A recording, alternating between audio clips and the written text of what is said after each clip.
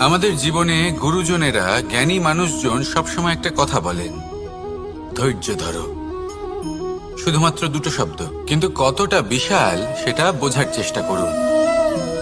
ছোট একটা অস্ত্র হাতে নিন এবং একটা বিশাল পর্বতে নিরন্তর প্রহার করতে থাকুন, ধৈর্য ধরে সেই কাজ করতে থাকুন।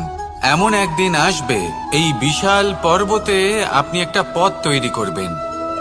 কোনো ধনুর্ধর যখন নিজের বিদ্যা অর্জন করেন, তখন তাকেও ধৈর্য ধরতে হয়, তার নিজেকে সময় দিতে হয়, তবেই সে ধনুর্বিদ্যা শিখতে পারে। সেইভাবে আমাদের জীবনেও ধৈর্য ধরার খুব প্রয়োজন। পরিবারে ধৈর্য রাখতে পারলে তাহলে আস্তে আস্তে দেখবেন প্রেম বৃদ্ধি পাচ্ছে। সমাজে যদি ধৈর্য রাখতে পারেন তাহলে আস্তে আস্তে এই সমাজ আপনাকে সম্মান করবে।